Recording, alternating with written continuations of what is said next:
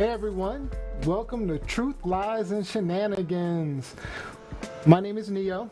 Tonight we have East. Good evening, everybody. Thanks for showing up. We have Liz E. Good evening, everyone. Happy Wednesday. Hopefully, you are safe and sound. And tonight we have a special guest host sitting in for Jam. We have Z. Hi, everybody. Welcome to the show, Z. Appreciate you joining Thank you us. for having me. All right. Thank So, you.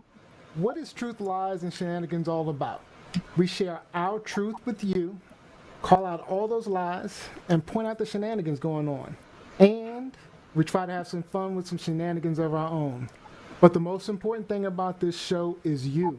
The reason we insist on doing our show live is because we don't want to just talk to you, we want to talk with you. So join in that conversation. If you're watching on Facebook, YouTube, leave comments in the comments section or hit us up on Twitter at TLS Live Show. Your comments will display live on the screen right above my head, and we'll shout out some good ones if we see them. Now, if you're in one of the hosts' Facebook watch parties, real important, if you want us to see your comments, you'll have to leave that watch party and join the live feed directly on the page. So we do want to see those comments. All right, so we have one rule, guys, and that's no cussing. So East, tell us what the consequences are. That's right, Neo. On this show, there is no profanity. So to keep there us shouldn't. on that track, we've developed some rules about no profanity, no cursing. Those rules are: if you curse one time, that's $10 in the tip jar. 2 times, $20 in the tip jar. 3rd time, that's when, as Jam would say, you receive a Kellyanne. He wrote me And that's the beautiful public letters. and And they're immediate. great letters. There he goes. We fell in love. Our dear leader. That's a public and immediate praising of 45 that lasts on all your social media platforms for 24 hours. Oh. 24 hours. All right, so watch your mouths tonight, because I know we got some hot topics, guys. And you're sitting in for Jam tonight. He has $0. He's done pretty good over the few episodes we've had. So if I get a penalty, it goes to Jam. It might. We'll see. Since you're a guest host, we're gonna hold him accountable. No. Because he did curse once, but he used it in terms of a quote, and he didn't get penalized for it. Right. So okay, we're gonna avoid quotes. All right. You win. You win that argument. If you quote a cuss word, you're all right. Thank you. Okay. All right. So All we right. have a great show ahead.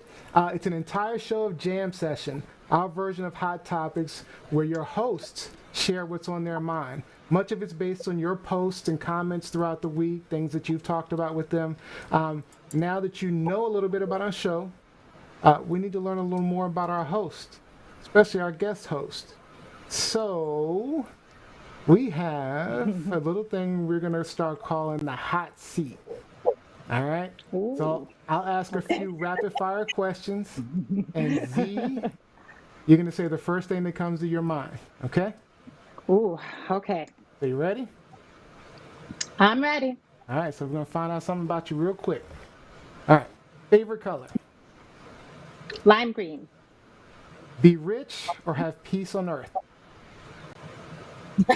Ooh, peace on earth. Peace on earth. Oh, okay. All right. Jordan or LeBron? LeBron. Bernie or Biden? Biden. Okay. Netflix and chill or going out clubbing? Oh, Netflix and chill. All right. Too old for the club. Too old for the club. High school or college? Ooh, that's a good one. Ooh. Okay. I'm going to say college, All right. but I really think it's high school. And last one, Game of Thrones or The Wire? Oh, Game of Thrones. Game of All Thrones. right. Game of Thrones. All right. So hopefully you have some idea what Z's all about from that.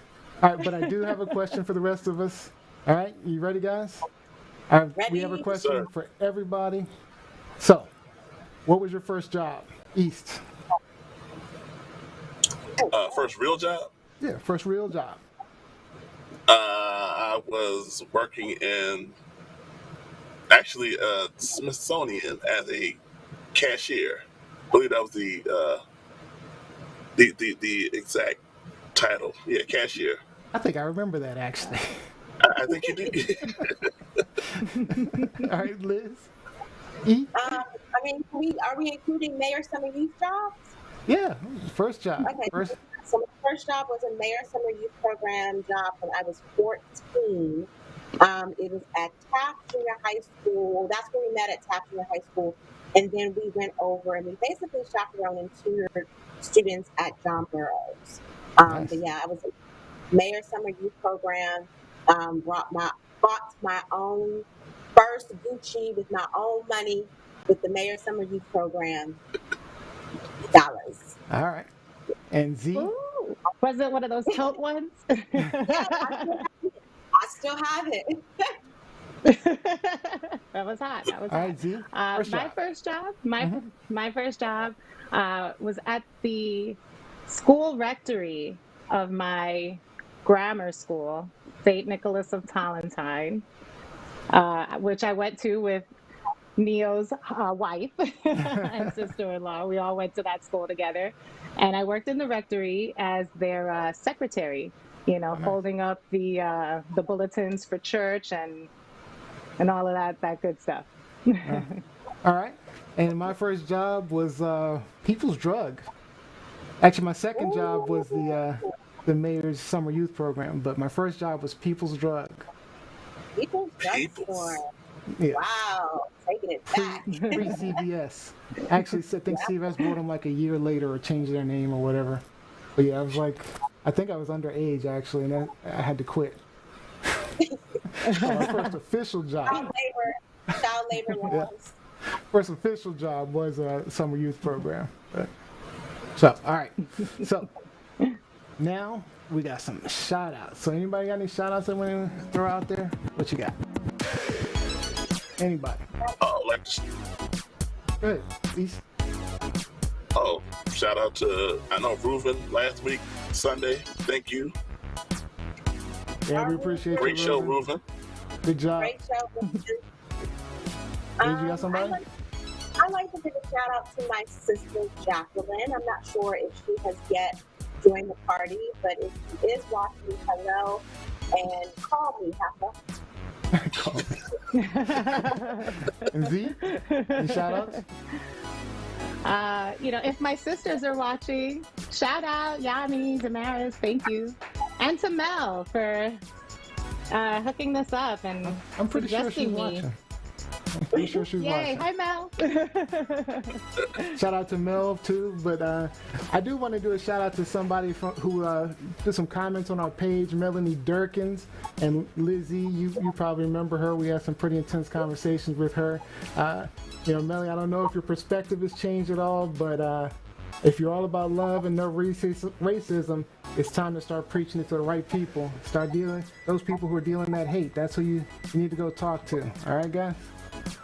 All right, so jam sessions. Damn. All right, how this works, we have our 4 hosts, and each of them comes to the table with a different set of topics, hot topics they want to discuss. And like a jam session, we just jump in and let the conversation flow. And remember, your comments help to drive the conversation. Now, once time is up, you'll hear this, all right? And that'll let you know that it's time to move on to the next topic and the next host. And we'll let them talk about whatever they want. So, let's see. I think let's start off with Liz today. Lizzie. We're going to start off with me. I think What this you is my got? first off jam sessions. So we are going to talk about a story that broke my heart this morning. Mr. Drew Brees, Oh, boy. NFL Everyone is looking Saints back now at Kaepernick's protests from a few years ago, and obviously they were always about police brutality, and now it's coming back to the fore, and a lot of people expect that we will see players kneeling again if and when the NFL season starts. I'm curious how you think the NFL will and should respond to that, and of course, you're such a leader in the league. What is your responsibility as a leader in times like this for the rest of your teammates and players in the league? Well, I will never agree with anybody disrespecting the flag of the United States of America or our country. Let me just tell you what I see or what I feel when the national anthem is played and when I look at the flag of the United States. I envision my two grandfathers who fought for this country during World War II, one in the Army and one in the Marine Corps, both risking their lives to protect our country and to try to make our country and this world a better place. So every time I stand with my hand over my heart, looking at that flag and singing the national anthem, that's what I think about. And in many cases, it brings me to tears, thinking about all that has been sacrificed, not just those in the military, but for that matter, those throughout the civil rights movements of the 60s, and everyone, and all that has been endured by so many people up until this point. And is everything right with our country right now? No, it's not. We still have a long way to go. But I think what you do by standing there and showing respect to the flag with your hand over your heart is it shows unity. It shows that we are all in this together. We can all do better, and that we are all part of the solution. Everyone is looking back now at So, Liz, what you got to say about that? So, again, like I said previously, it really took me for surprise. I was taken aback. And let's be clear, this is not the first time that Drew Brees has made these exact same comments or sentiments about this issue. I think the first time he talked about Colin Kaepernick's protests and other NFL players joining him in the protest was in 2016. And at that time, he said, I don't agree with it. I think players should stand for the flag. However, if you look at the question that was posed to him, which was how would you deal with this situation in present times with the NFL players, you being a leader, not only with the Saints in your Saints locker room, but also around the league. How would you deal with this issue and how would you talk to your players? And he never answered that question. He took a more personal tone, talking about his feelings about the flag, which I don't know how many times we have to say it. The protests were never about the flag. But not only did he talk about, how he feels about the flag, he got dug deep and brought out that age old, well, my family was in the military, my family served. And it's something that I find that a lot of white Americans, a lot of uber patriots like to use to suggest that Black people don't serve, that Black people have not been in the military, that Black people did not serve in World War II, in the Korean War, in Vietnam, in Iraq, in Afghanistan, etc. And I would like to say to Drew, and he's very lucky that I'm no longer in a position where I can interview his hind parts. I would tell him, my father and all of his brothers were World War II vets, Black men. They came back from the war to a country that spit in their face, that did not honor their service, that told them you were still nothing. You are still less than. You are still a Black man and a white man's world. And so, whereas you are sad thinking about your grandfather and how he served and what the flag means to you, I'm sad in that a lot of America has not changed since when my dad got back from the war. It's 2020, and we are still dealing with these intense race issues. And so, my question to the panel is, what do you think about Drew Brees' perspective? Is it about the flag for you? Do you think that the NFL owes Colin Kaepernick an apology, considering that when he was protesting, when he was taking that knee back in 2016, it was for these very issues, police brutality? East. I mean, I would first of all say I have to agree with you. Like he brought in the flag comment out of nowhere. Like it didn't seem to answer the question. But to your question, yeah, the whole Colin Kaepernick issue back in 2016 was unfortunately related to Trump, where the owners got scared. They did. Trump created this narrative that had nothing to do with what Kaepernick was discussing. Kaepernick was clearly discussing, like you said, the issue around police brutality, specifically towards black and brown men. And then Trump and those conservatives got it. The dialogue, the message caught up into the military, and he was disrespecting the army and all of this. It got totally away from what Kaepernick was trying to do. Yes, the NFL, it's long overdue that they provide Kaepernick with an apology. And it's ridiculous. And honestly, to me, it's ridiculous that he's gone this long without even a tryout. Like, I mean, an apology, and then I don't know if he can still play football. That's a different question. But definitely start with the apology. All right. Z? And it should be noted before everyone else starts giving their commentary or answering my question, it should also be noted that, especially Drew Brees, if you're watching, because I know you are, it should be noted that it wasn't Drew Brees' decision to take a knee. He was advised by a Green Beret that would be better than sitting out the protest. It would be better for because him. he was sitting down.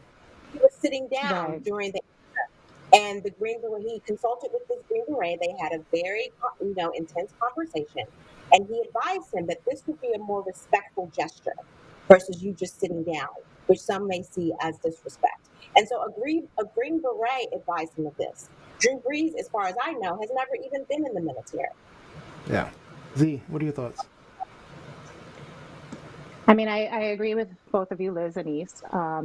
I honestly think this is just par for the course. What's the saying? You keep moving the goal line. They tried sit-ins. That's not okay. They tried marches. That's not okay. They tried walkouts. That's not okay. They tried kneeling. That's not okay.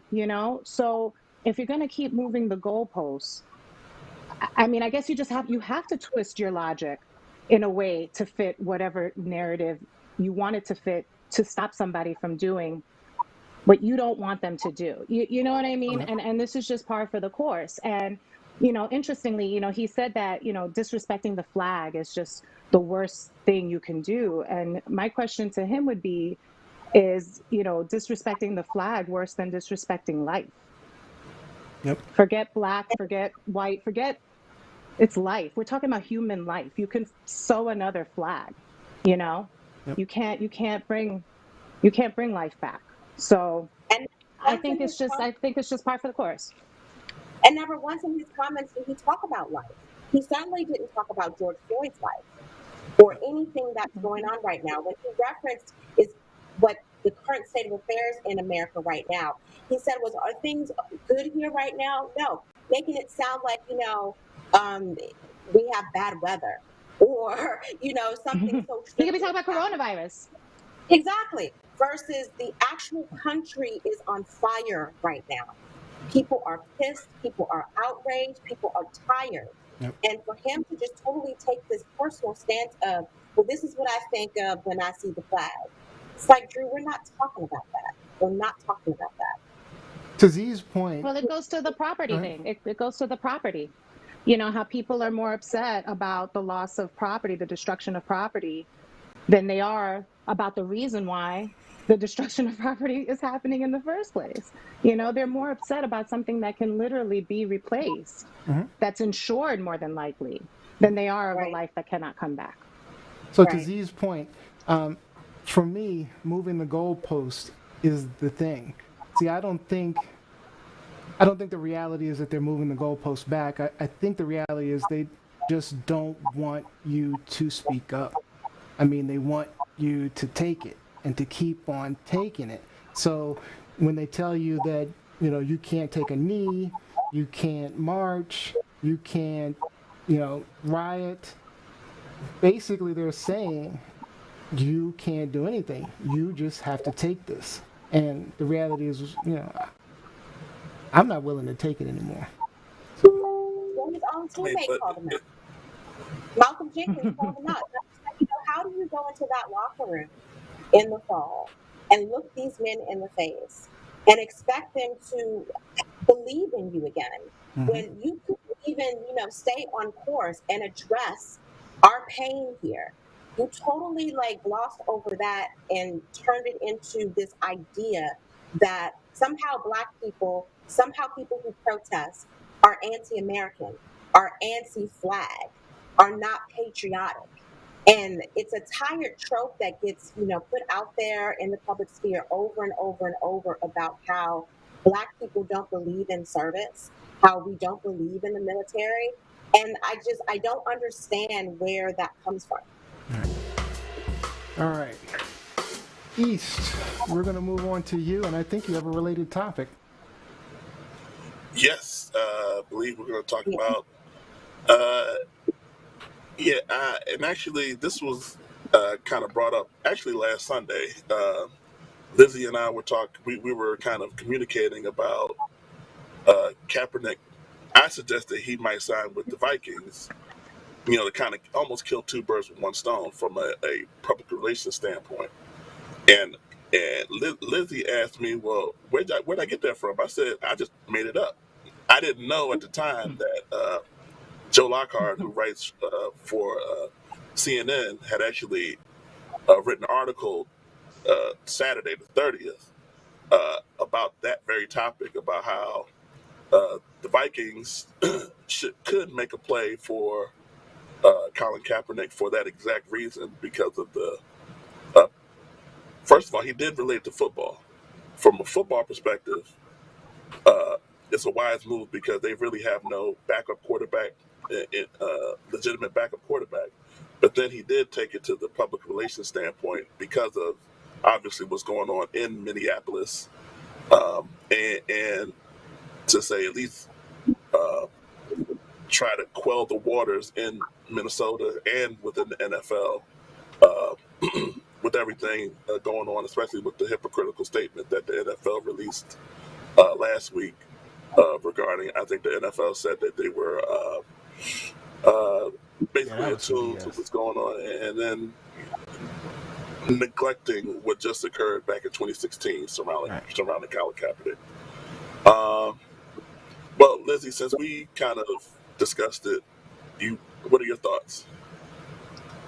I do agree with the question that you posed a little bit ago about whether or not he is still able to play football, if he would be an asset to a team at this point, because we're talking, again, he first took the knee in 2016. I think the last time he took a snap was at the end of 2016, if I'm not mistaken. Um, but on the flip side, you have to look at the roster of some of these quarterbacks that have been signed over the past 3 seasons, and it is just atrocious. So you can't tell me that he's any worse than a lot of these other guys. But earlier this week, I think on his personal page, actually, it might have been on the Truth Lies and Shenanigans page, but Neo posed a question: wouldn't it be gangsta if George Bush came out and endorsed Joe Biden? So my question back to you is, in that same vein, and my answer to that was no, it would not be gangster, but that's a conversation for another day.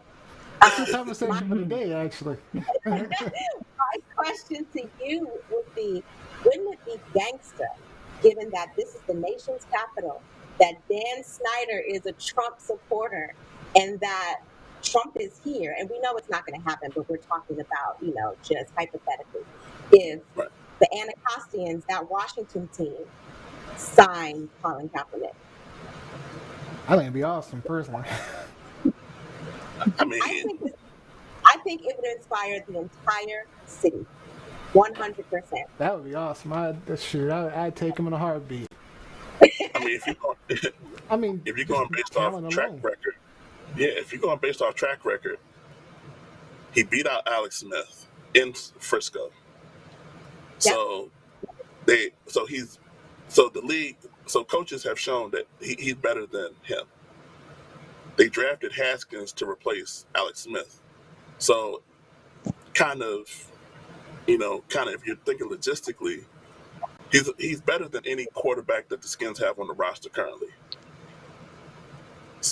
And of course, he hasn't played in 4 seasons, so you kind of have to account for that. But in terms of talent at their peak, when they were at their peaks, Colin Kaepernick's peak was better than uh, Alex Smith's peak, and we really don't know what Dwayne Haskins' peak is. So, they're number teams. He's better right now, having not played in 4 years. He's better than at least 60% of the quarterbacks currently in the league. I want to point out a couple of comments online. Vaughn Perry says, I don't think Cap should sign at this point. What does he gain? You know? And then Ernest Cooper says, we shouldn't compromise requesting equal rights. Cap shouldn't have even changed to kneeling. They never had any intention of acknowledging him. So. Yeah. I think this would probably be the most problematic place that he could sign, Washington, D.C., but I also think it might be the safest place he could sign, because everyone here, well, not everyone, but a good majority of the citizens of Washington, D.C. are anti-Trump. Yes. And one, I think a lot of people who would normally go to games, because you have those people who are season ticket holders who are going to be like, I'm not going. Well, then they're going to sell their tickets. And the people that were down for Cap's cause are going to snatch up those tickets, mostly brown folk, and you're going to see the crowd erupt when he takes the field. Honestly, we know it's not going to happen, at least not here. But I do think it would be gangster if, he signed with the Anacostia. Before we move on to the next one, I want Z to get in a comment. Did you want to have anything to say on that, Z?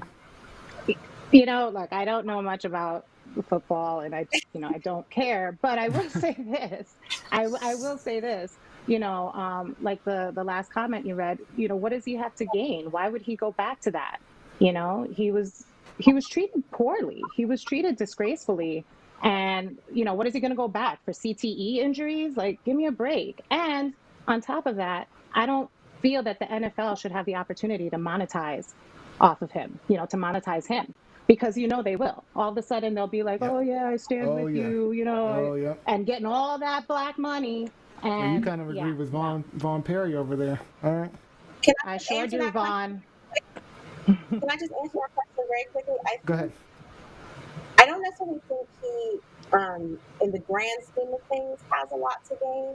I think it goes more into hubris and the mindset of the average professional athlete who is obsessed with competition and obsessed with playing. And I think if the NFL extended an offer to him tomorrow, I am 100% positive that he would accept them and take them up on that offer because he still wants to play. And I think he has a chip on his shoulder, and he feels like he has something to prove. Whether he should do it or not is, I don't know. But I think he would do it. All right, Ernest Cooper made a great comment. He said, I'd hate for him to go to Washington. He'd have to root for him. All right. Because he's a family Cowboys fan. All right, so let's move on to the next one. So, since you brought it up, Lizzie, and we were talking about it, George Bush put out a statement. He says, the heroes of America, from Frederick Douglass to Harriet Tubman to Abraham Lincoln to Martin Luther King Jr., are heroes of unity. Their calling has never been for the faint-hearted. They often reveal the nation's disturbing bigotry and exploitation, stains our character, sometimes difficult for the American majority to examine. All right. So he put out a statement supporting protests against racial injustice. So my question is, do you feel the statement is genuine, given this past political record on race? I'll start with East.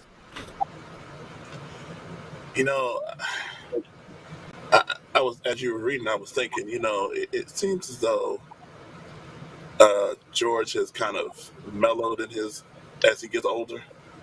Like I've noticed a shift. I know he was on stage when they opened up the African American Museum of History and Culture. That was, I think he was a prominent figure in that, along with everybody else. Mm-hmm. And now this statement, like, you can't forget where he was in his statements that he's made on race. But I think that's one thing as people that we have to accept, is that people change, and you hope that he's changed. You hope this is not lip service. One thing about Bush, pretty much except for WMD, he pretty much is a straight shooter. I agree So, with that. Right. so yeah, so I like to think that, and that's one thing about people. You got to accept that you hope people change. Yeah. Lizzie, Do I? What was the initial question again? the question is, do you feel the statement was genuine, given his past political record on race? No, because he didn't write that statement, first of all. So I don't think it was genuine. He might have written it. He just might have had it edited. Okay. He probably did. Right. Go ahead. You're fine. Go ahead. You think that alone.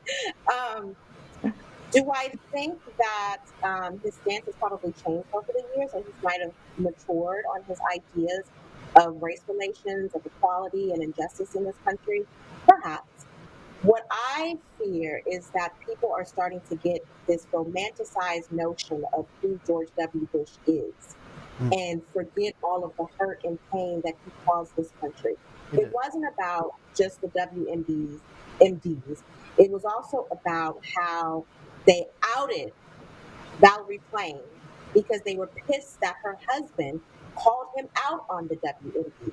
Valerie Plame was an undercover FBI agent, and actually CIA agent. And the fact that they put her life at risk and in jeopardy for that alone. But there were so many things that were wrong with his 2 terms in office that were not effective towards Black people or persons of color. But those are some things that I don't necessarily think I can just easily forget. I do recognize, however, that, and I saw this with my own mother, that a lot of times as people get older, that hatefulness subsides. They take a softer stance on issues. They're easily swayed to believe, or at least to consider the other side of the argument. I think it was great that he has started to form more relationships with Democrats, because he wasn't very partisan when he was in the White House. I'm sorry, he wasn't very bipartisan when he was in the White House. He was definitely partisan. And now we see him, becoming more of a moderate conservative. So those are good things. Right. But he's one of those people that I don't trust. So Z, what are your thoughts? Do you believe that he's genuine? I believe that he's genuine in the grand scheme of things. I think a lot of people, when they saw the video, the murder of George Floyd, kind of stopped and let everything fall to the wayside. Their political beliefs, their prejudices, their fears, their hopes. I think in that moment, as he cried out for his mama, I think everybody was kind of, our humanity was really shown. We were all stripped bare. And I really like to think, when you hear people like Rush Limbaugh and Sean Hannity saying, you know what, no, this isn't okay, this is wrong. Like, I like to think, and maybe this is naive of me, that when it comes to something as basic as a person's right to live, not a right to loot or to do what they wanted, but just to live, just to breathe. I like to think that, yeah, it's genuine, and that he believes in our right to protest and to fight for that right to live. Again, we're not fighting for a right to take a piece of his land. We're not fighting for a right, to increase taxes on the rich. We're fighting for a right to live. Yeah. And I have to believe in my heart that every human being, no matter how we, differ politically or otherwise, has that same hope and desire. So I'm going to say I buy it. Yeah. And I hope it's true. I agree with you in terms of hoping it's true. I believe it is. I mean, I've kind of watched him over the years, and I've seen a big difference, especially after Lizzie, you mentioned the Obama candy, the Michelle Obama candy on the post, the debate we had earlier. I mean, I really think he's softened. I think Obama was actually part of it, but I don't know. I think it's genuine. I think he's coming around. He's probably realizing a lot of mistakes he made, because he was probably just doing what he knew, and he was a kind of a puppet president anyway. So anyway, those are my thoughts. Any last thoughts on that? Because we have to move on. Okay, cool. All right, next we have our guest host Z for our first official jam session. I'm excited. All right, Z, what I'm we got? excited for this one. We're excited to have you. Okay, so all right. So thank you for having me again. I'm really excited about this particular topic because it kind of came up from, a discussion of white allies, and what can they do? How can be better allies, right? So they're going to show the Neil's video? going to show a video of a young man. Let me just set it up. A young man. I'll pause. Go ahead. So this young man was meeting his friend, who happens to be white, in La Mesa, California, in a very predominantly white neighborhood. And he's just standing there waiting for his friend to pick him up. And a couple of cops walked by and, said, "What are you doing here? Who are you?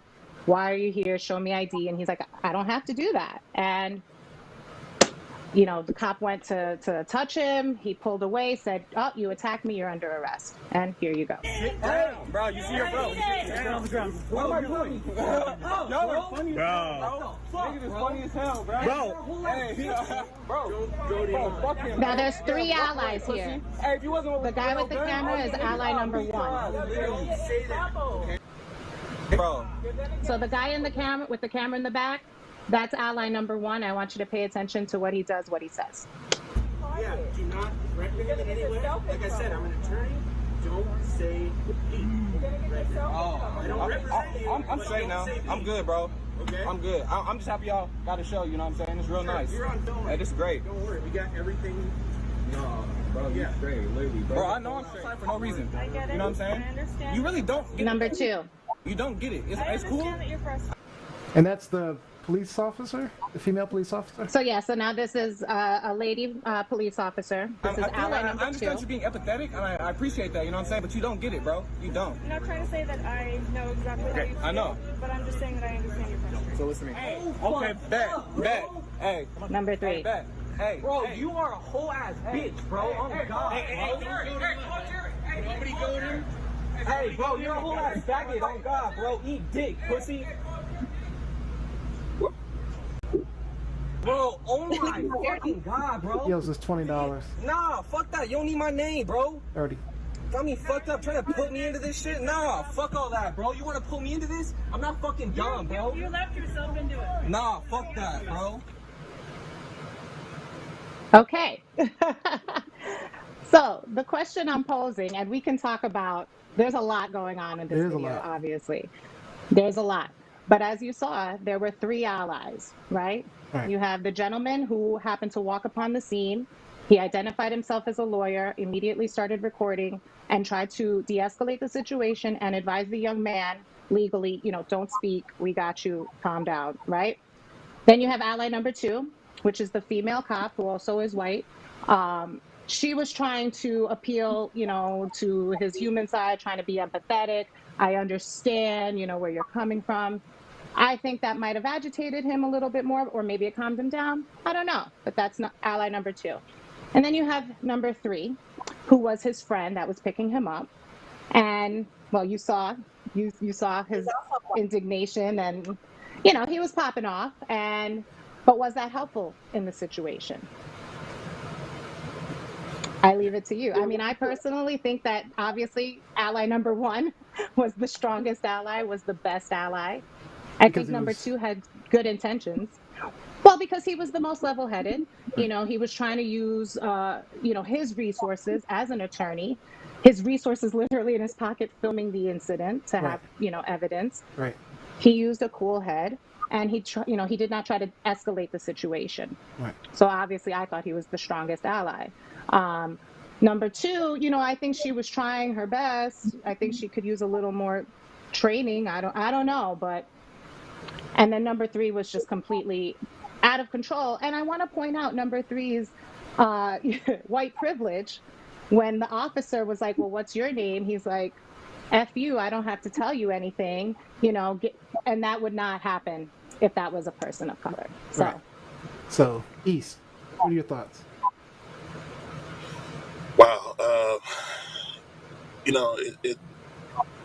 It kind of is a microcosm of what we face on a daily basis. We can't even, stand. It's like, what, like being black and barbecuing, being black and walking the dog. It's black and standing in the neighborhood. Like, just like Z said, the indignation of his friend, who seemed even more aggressive than he was. Yet, he's the one that got. I don't know what the charges are. I don't know Perception. what possession. I said perception. It's about perception. Right? Yeah. I don't know what the charges were. But he got handcuffed, and it looked as though he was being placed in the patrol car to be processed, and his so-called friend was verbally aggressive towards the officers. Like Z said, it would never happen. Like if Neil was handcuffed and then I start cursing at the officers, there's two people going downtown. That's right. We all take it a ride. I mean, they would have thrown you to the ground. I mean, it would have been a vicious, just because they would have been mad at you. Yeah. But Z, to your point about the officer too, that tried to the situation, cultural awareness, it was kind of lacking. You're unable to empathize with this individual because you don't understand what it's like to be handcuffed, like slammed to the ground first. Yep. Because he was slammed down to the seated position, handcuffed, and then you're trying to say, "Well, it's going to be okay." He doesn't know that. We've all seen many videos about how this goes south quickly. So, you're right. They all officers need, at minimum, some type of cultural bias training. And you guys didn't get to see the earlier video. Z and I saw it because I edited the video, but he really didn't do anything. But he did talk back a little bit, but other than that, he really didn't do anything. And then he got kind of bum rushed. Matter of fact, as Z said, the other guy did more. So his ally, Liz. Absolutely. And I'm sorry. Can I just add also? Interestingly enough, his friend left him. His friend didn't try to get any information. Where are you taking him? How do I get him out? He was like, deuces. Like, is that an ally? Is that that's a my friend? question. Are these really allies? Go ahead, Lizzie. No.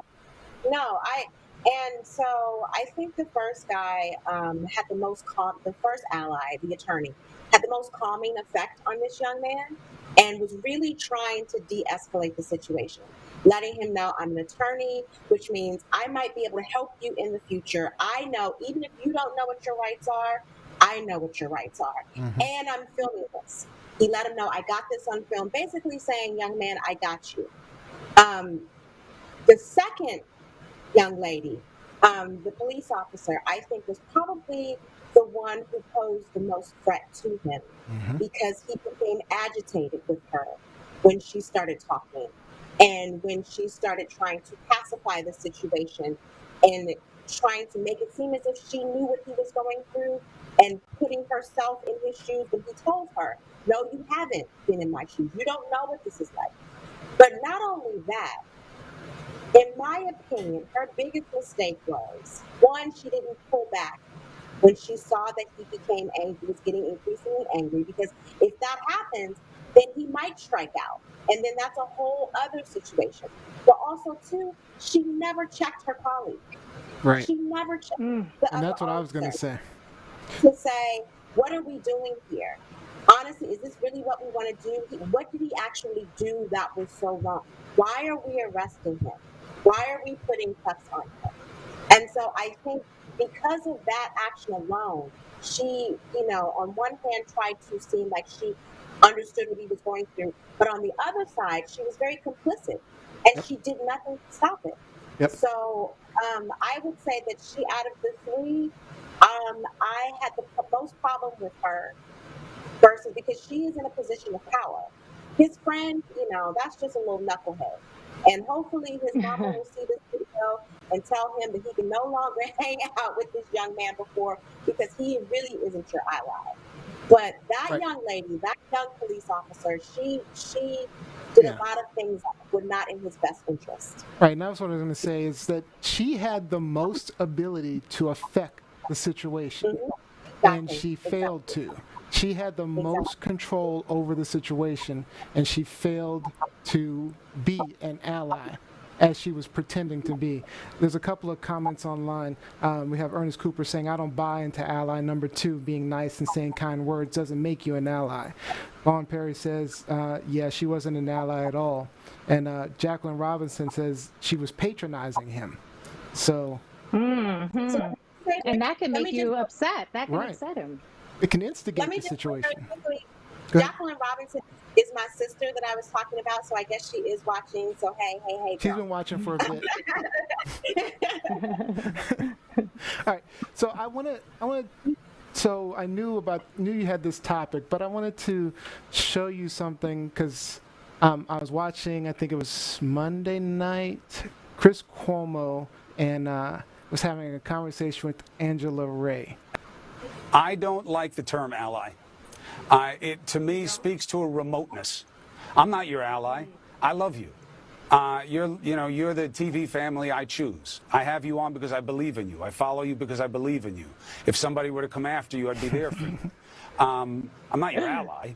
It's not out of convenience. We don't have a deal.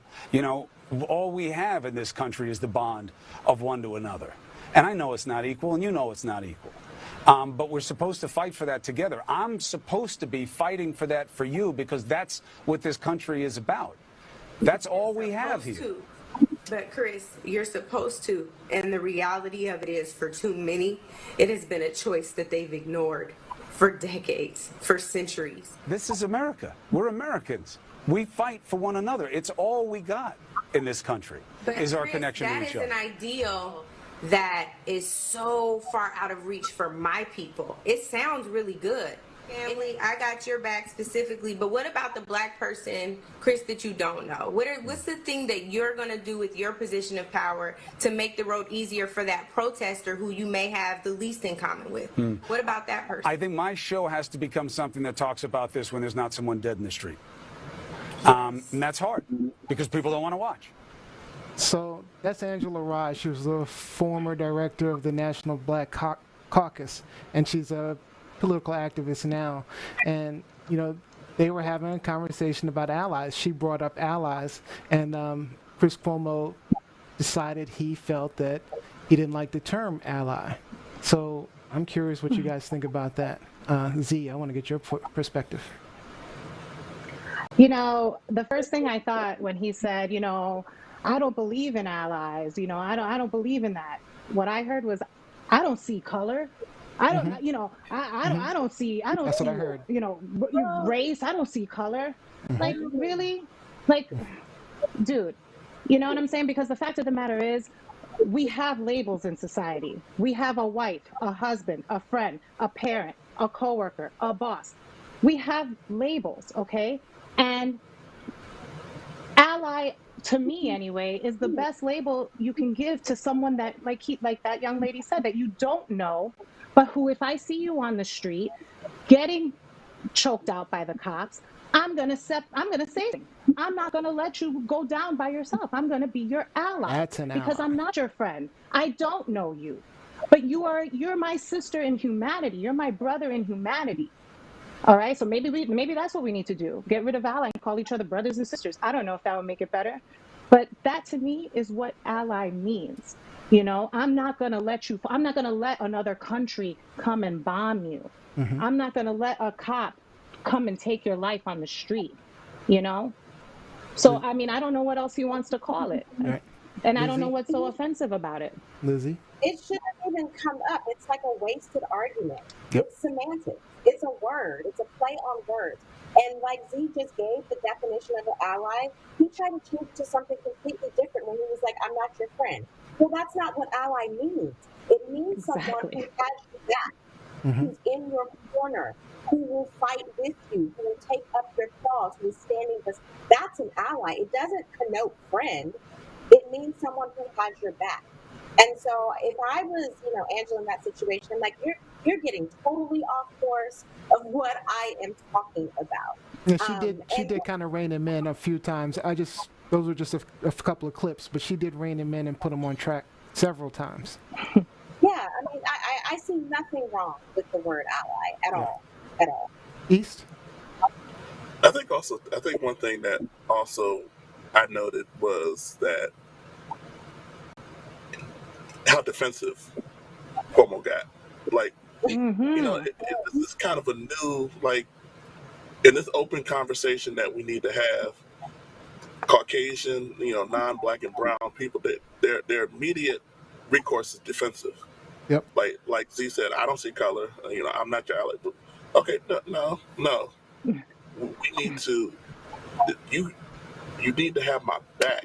Right. Like if Neil or myself, Lizzie, Z, if we're being confronted in the street for no problem, for nothing, I need to know that you're going to say, hey, look, that's enough.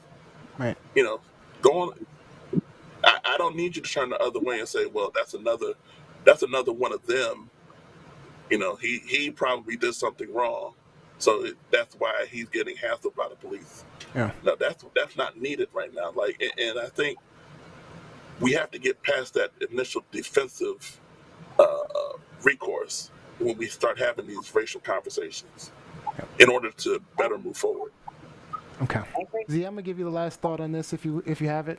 But we do need to move on. Go ahead. Last thought on this is just, listen, we don't have to be friends. And that, and I think that, look, we're always going to have a little prejudice. We're always going to not like somebody because of something stupid or superficial. And no one's asking to kumbaya and be friends and have me over for dinner. Yep. That's not the definition of ally. So, people need to kind of recognize that it just means looking out for humanity. And that's it. All right. Lizzie, what you got next? What we got next? So we're going to talk about adoption a little bit. It's something that I've thought about. I'm single. I don't have any children. I am an old lady, with dried up inside. So if I want to have kids, you can still have kids.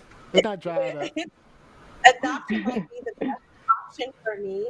But there's a story that's been trending over the last week or so about a YouTuber, a YouTube influencer. Her name is Micah Stoffer, and she and her husband, they had 5 kids, one of whom they adopted 2 years ago, actually almost 3 years ago now. They adopted him in 2017 from China.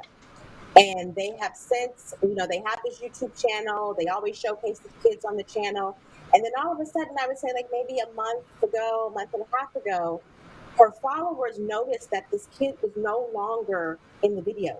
He was no longer a part of the conversation. He basically disappeared. And so they started to inquire about him, what happened to him. His name is Huxley. He's currently 4 years old. And so they started to inquire about him. And then last week, Micah made the statement saying that they had rehomed him because he was a problem child. They had rehomed him. I think the formal term is adoption dissolution, meaning you adopt a child, for whatever reason you don't like the child doesn't like you think the child is not working in your home, so you basically give the child back. They have rehomed him, but what is happening is now there is an investigation because they have not told authorities where they sent him. Initially, this was a formal adoption, they went through an adoption agency. Now they're being very tight-lipped about where they sent this young man. As of this morning, no one knows where he is, and there's a formal investigation going on, trying to figure out who did you give him to? What were the circumstances of that adoption? There was a case, I would say, I think it was in 2010, with an American woman. Her name was Tori Hansen. She adopted a 7-year-old young boy from Russia, had him in her home for maybe 6 months to a year, and then all of a sudden decided that he had behavioral issues, so she didn't want him anymore. He does not fit here. We can't deal with him. Not only did she send him back to Russia, and at that point he was 7.5, almost 8. Not only did she send him back to Russia, she sent him back on a plane by himself. Right. No one knew he was coming to Russia. He showed up at the airport with Yeah, I his remember note that. to, the Russian embassy, whatever. And so my question to the group is this right? Like, do you have the right to adopt a child and then say, nah, bruh, this ain't working. You got to go back. Can I You start gotta off? go back. Sure. I, kids are tough. I've gotten dogs, and I've seen some dogs that were rough, but kids can be tough. I think there's some times when you find that you're in over your head with the child, and the worst thing for the child is to be in a situation where the parents may not love that child or may treat that child poorly because they have some disdain, some anger, some disappointments. The child loses in those situations. I would prefer to see the child in a better situation. That's my initial thought. So you said as long as you keep the receipt, everything's okay. Shouldn't be that simple. I'm not suggesting it should be that simple. But take them down to the FSA. They got store credit. I'm not claiming it should be that simple, but I'm just saying. Go ahead, East. What you got? Yes, you got store credit. We trade babies over here with Neo. But go ahead. Traded babies. I would never. I don't believe that I would ever return a child, but I'm just saying I can understand situations, and I think it would be better for the child. But go ahead, East. Okay. You're right. First of all, let's common ground. Kids are difficult. When you decide to be a parent, I mean that's a major undertaking. I am the parent of a special needs child, and it's extremely difficult. But I wouldn't trade it for anything. I love my daughter. Excuse me. But when you sign up to be an adopted parent, like you're undertaking, you hope you get as much background information as possible. You hope to get in an ideal circumstance. You want to talk to the agency to see if they've spoken to the parent, because unlike being parents of your own kids, you don't know the biology of that kid. But once you sign to be a parent, to me, that's your kid. You have to write it out. You have to get the resources in place. Neil, I definitely respect what you're saying, but I think once that's your kid. You don't have you shouldn't give up on your kid. Now, it happens, but those parents are charged with neglect. Mm-hmm. So if you're willing to accept the neglect charge and go through that process of having law enforcement come into your life, give the kid back. All right, Z. What do you think? Listen, I'm look, I'm one of those people who I believe in the right to in the right to say, I don't want to have children, or I want to have children, or, or whatever. The thing that bothers me is when people don't think about the decision either way. Yeah. And I don't mean thinking about, the Kodak moments and how cute and, oh, people are going to love me because I adopted a kid. Yeah. No, I'm talking about like at 5, at 7, at 10, when they need braces, when they break their leg, when they get into a fight, when they have the issues that come up from their own, history that you don't know about that come up later, and, you know, I feel like you have to get a license to drive. You have to, have you adopt a dog. You know Yep. how crazy it is, how difficult. You know what I'm saying? They microchip it. If you Come give to it your back, house, check your house out. they they put you on a list where you can't adopt if you bring that dog back. Like, so there Oh, I is didn't no know that. rehoming. Okay. Yeah. So, yeah. So it's kind of like, I don't see how you could treat a human like that. Again, I feel like I don't know if it's societal, I don't know what's going on, but we devalued human life. We're treating life as a commodity. I mean, I guess that's always been the case, as far as slavery, but to literally be like, I'm going to take this child, I have 5 other children already, but I can't have, well, throw it back. I think that's gross. It's responsible. Lizzie? And then to add insult to injury, you don't know where the kid is. Yeah. Yeah, that's The kid. that's like a separate issue. I mean, where the heck is? But Lizzie, so I mean, you didn't share your thoughts. What are your thoughts? So, and I hope my sister is still watching because I think she'll remember this story. One of her friends growing up adopted a young boy. This was back in, I want to say, the mid to late 80s. Adopted a young boy who was, I don't know, maybe 6 or 7. And within a year, she gave him back. And I remember when my sister told me this story, I was just like, that doesn't even make any sense. Like, I didn't know there were do-overs. I didn't know I that didn't you know it could just either. like trade a child in, just because you didn't get along, or just because, things are a little rough here and there. I think what people need to realize is that there is no perfect child, whether that be a child that you adopt or a child that you have biologically. There is no perfect child. If by chance you were to have a biological child and they have behavioral problems, or they have, some type of disease or something like that, you don't get to just give the child away. And there's no indication with any of these cases how much these parents worked, how many resources they sought out to try to help both them and the child come to some type of resolution. And we're talking about, in the 2 cases that I mentioned, we're talking about international adoptions. Yeah. So these are children that were brought here who did not speak any English, who were brought from a different culture, a different environment. And then one day it's like, no, you don't fit in. You got to go back. You got to go back. So that's my take. I just want to make one last statement though. So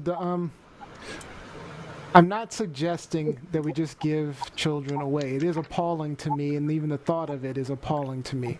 But having grown up in an abusive situation, I love your idea of there should be stages before you return a child. There should be, some type of counseling, some type of process that is not easy to return a child.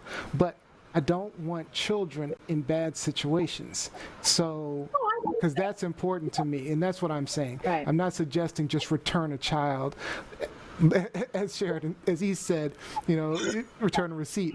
I'm saying what's important is the child. That's what I'm saying. All right. So, no, I agree with you 100%. Yeah. So we're gonna move on to East. Yes, sir. We're talking about West Sunset. Oh, West Sunset. Okay. Oh, Got you covered. yeah. We For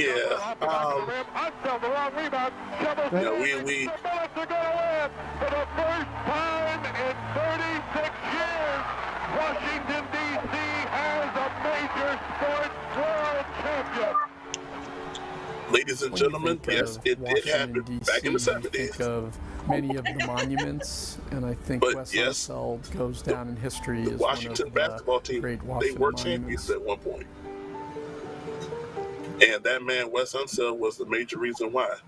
Um, hell of a basketball player. And to make the Hall of Fame, if you just look at his numbers, I looked at the numbers, he averaged less than 11 points a game, 14 rebounds a game. And you wonder why. How did this guy make the Hall of Fame? But then it's like, okay, he was the Rookie of the Year and MVP of the league during the same year.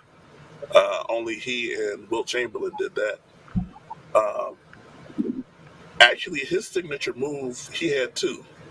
The outlet pass after he grabbed the rebound and his picks. He set these, what they call bone-jarring picks on his opponent to Oh, he open said up. picks like you. Like back in my old days, yeah. But he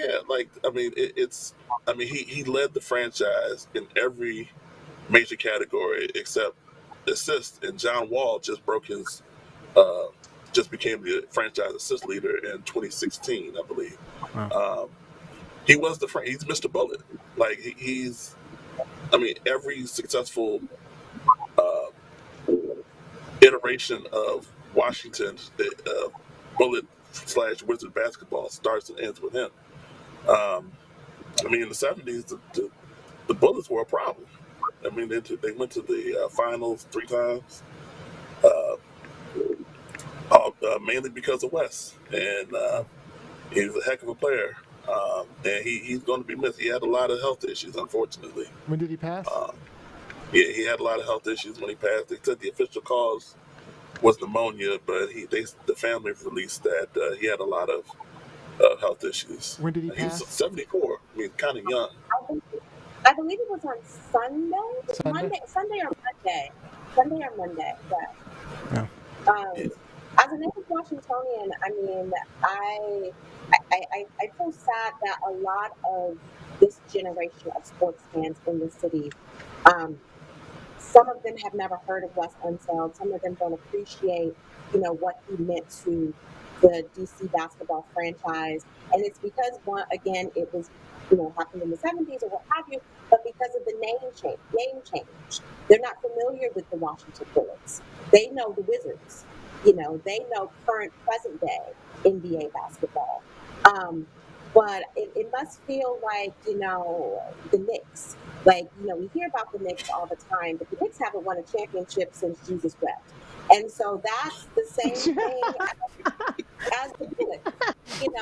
I honestly, I'm a sports journalist. I honestly forget that they won a championship. And it's thanks to Wes Unseld. So definitely rest in peace. Yeah.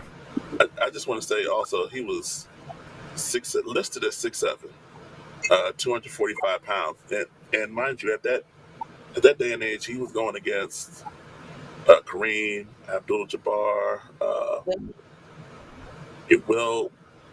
Willis Reed, some of the premier centers, not just of all time. And he's consistently 5 to 6 inches shorter. Now, he's strong as the ox, but he said it himself, he was mostly at a deficit athletically going into every game.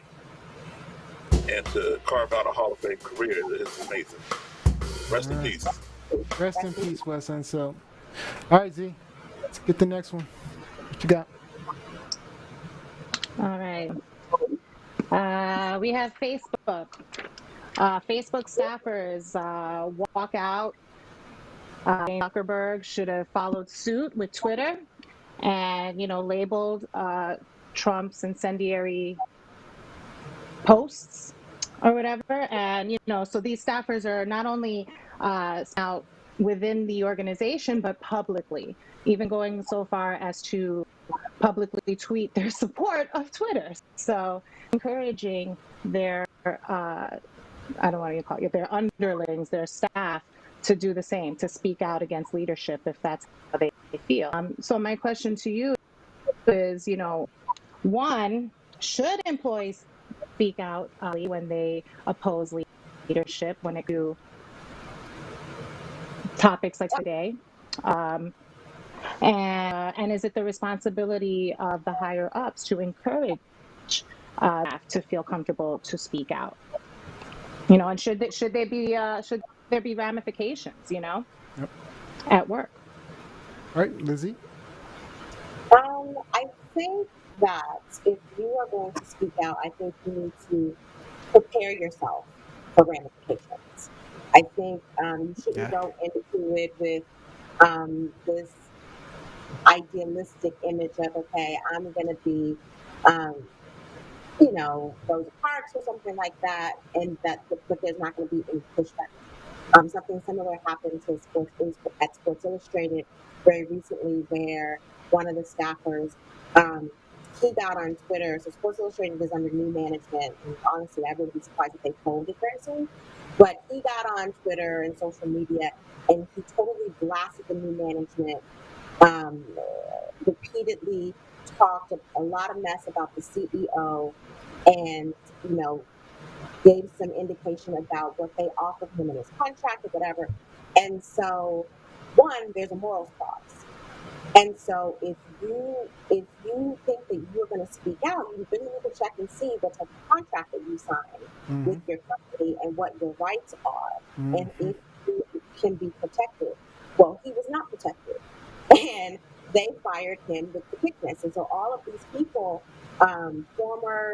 my former colleagues at Sports Illustrated were outraged, whatever. And I'm just like, I know I would get fired if I said the things that he said on Twitter about my new employer. This is about people he doesn't even know. So he has no history with these people.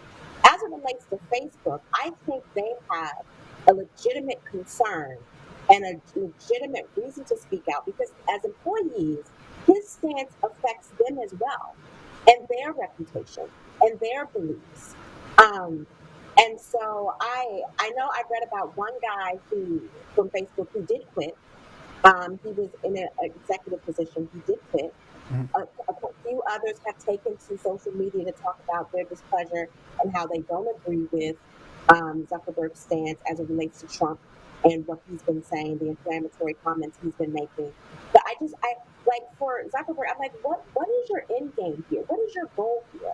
Yeah, Like, what is he trying to do? I don't get it either. why are you taking this position? Like, I don't understand where his head is here. Doesn't make sense. And, right now he doesn't really have any competition in terms of a similar platform He doesn't. like Facebook.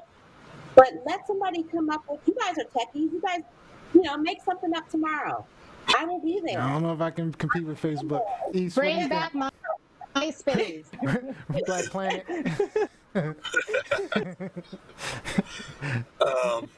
Yeah, like just to build upon what Lizzie was saying, like there's levels, right? Yeah. One thing that watching The Last Dance with Jordan and the Bulls, like Jordan and Pippen trashed the general manager every time they could. They did. Right? About him constantly. Now, those happen to be the two best players on the team. One was the best player in the league. One was arguably top 5 at the time. Yeah. So if you're bringing the franchise money, you're bringing the NBA money. Leverage. You're helping making this league a $1 billion industry. You can trash the GM. That who's your supervisor.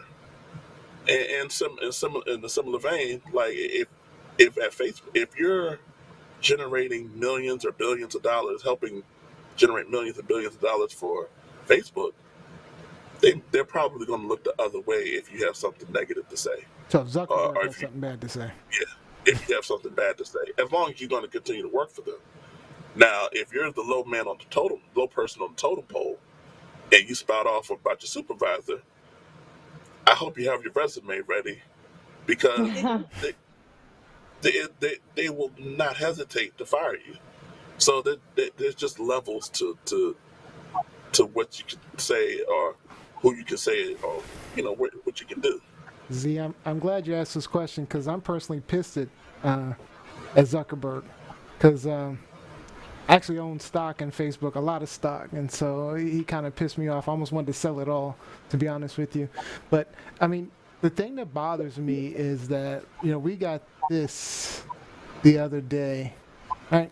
And so we inadvertently posted a faked image with Trump and Hitler, and so they went ahead and cited us. They fact checked us, which I'm fine with personally, because I want to make sure if I put something out wrong. My problem is, where's the consistency? How are you going to fact check this, but you're not going to fact check Trump? That's not right. I have a problem with that. I don't like the inconsistency. That is a problem because he's getting special treatment, and that is not right. So I'm really pissed. I mean, but to my point, like Trump, he's making all these people money. Facebook, Twitter, MSNBC, CNN, Fox News.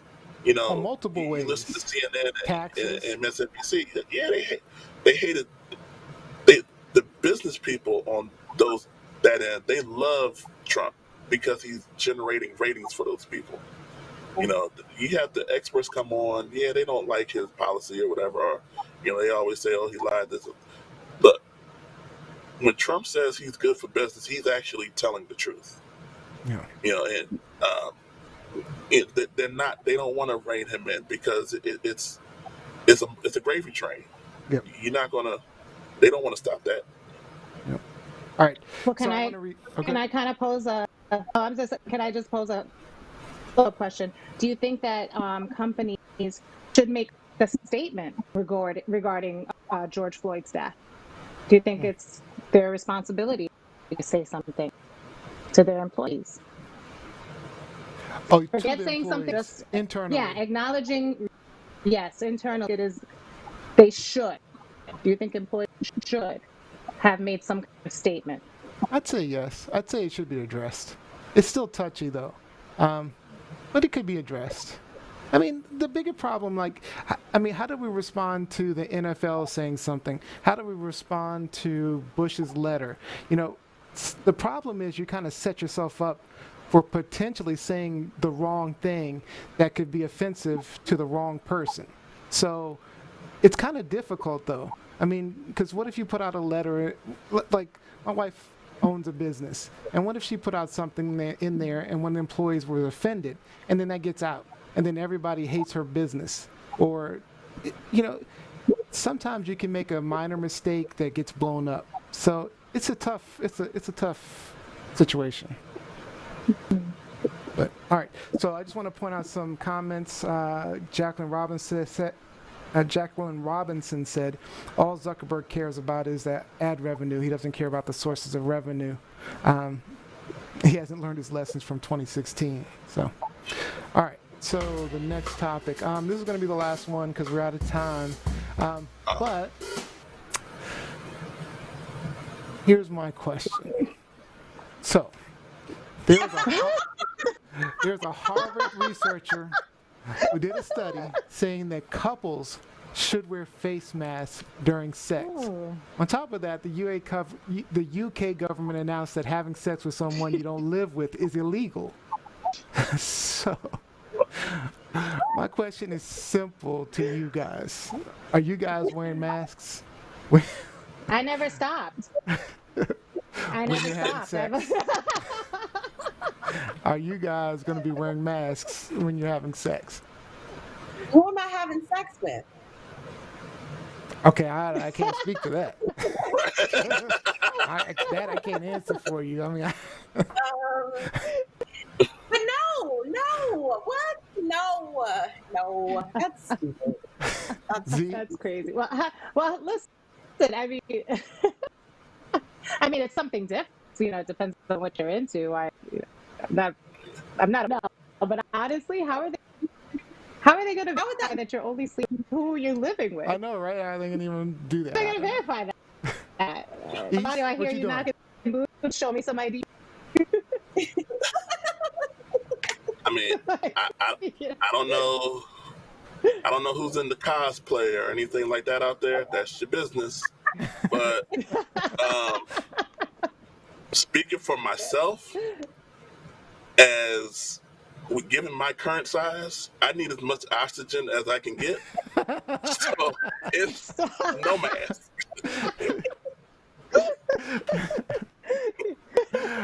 All right, so You got so that's our jam sessions for the night, guys. That was a good one. Enjoyed it. That was fun. All right, now I do want to close it out with a little fun. Every episode, we always try to close it out with a little fun, right? So let's do this. I have a game for you. It's a really quick one, and all you have to do is hold up 10 fingers. That's it, just 10 fingers, and then follow instructions. All right? My nails. Let's see. I'm gonna show it. You can do it this way, either way you want. 10 fingers, and then follow instructions, okay? Check your privilege edition. Oh, did it go out? Let me see. Let me start it back up. Hold on. Check your privilege edition. Put a finger down if you have been called a racial slur. Put a finger down if you've been followed in a store unnecessarily. Put a finger down if someone has crossed the street to avoid passing you. Put a finger down if you've had someone clench their purse in an elevator with you. Put a finger down if you've had someone step off of an elevator to keep from riding with you. Put a finger down if you've been accused of not being able to afford something expensive. Put a finger down if you have had fear in your heart when being stopped by the police. Put a finger down if you have never been given a pass on a citation that you deserved. Put a finger down if you have been stopped or detained by police for no valid reason. Put a finger down if you have been bullied solely because of your race. Put a finger down if you have been denied service solely because of the color of your skin. Put a finger down if you've ever had to teach your child how not to get killed by the police. Any fingers left? That's privilege. I got 3. I got 4. I got 4. Oh, East. Wow. 1. Dang, bruh. Wow. I wonder if it has anything to do with the hue in the skin. I'm curious. I'm just saying. I mean, the whole question is about privilege, right? I'm trying to say. The whole question is about privilege, right? Black male. I think that has a lot to do with it. I will say this about one of the questions, though. In these Rona days, I think the question doesn't necessarily apply because people are getting off of elevators when they see one or more person in the elevator. Yeah. So that's a little sketchy, but everything else, yeah. Ernest got 0. So he's a Bama, so. All right, he's a Bama.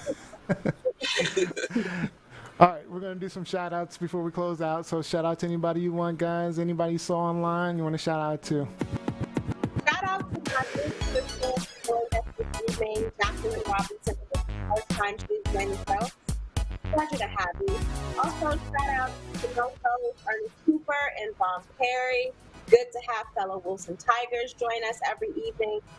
Stay safe, everyone. Stay inside. Be good. We have Regina. We had. Oh, yeah, Regina. Okay, Regina was on Rooka, Mel. Anybody else? Shout out to Carla. Oh, yeah. Thank you Gotta for the get that support. What's up, Carla? All right. Shout out to Chef Jeff. Chef Jeff. I know Chef Jeff. I like Chef Jeff. All right. So let's close it on out.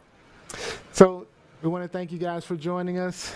It's been a really fun show.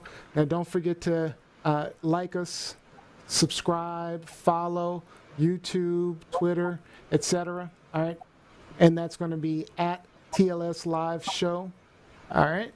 And then we'll see you on Sunday, 4 p.m., where we'll have actually a new guest host. Her name is B-Girl. All right, so it should be a really good, fun conversation. And I'm going to give the last word to Z. So my last word will literally be empathy. I want to remind everybody that we're all hurting. That some of us, more than others. The coming weeks to remember things may not perfectly. Things may be said out of anger. Things may be said, without thinking. And I just want everybody to give each other just the benefit of the doubt. You know, be empathetic. Try to put yourself in the other person's shoes, because we're all really hurting. All right. All right. Thank you, Z. And we thank you so much for joining us. And we will see you soon. Good night, guys. Great show. Good night. Parents, keep your receipts of those kids.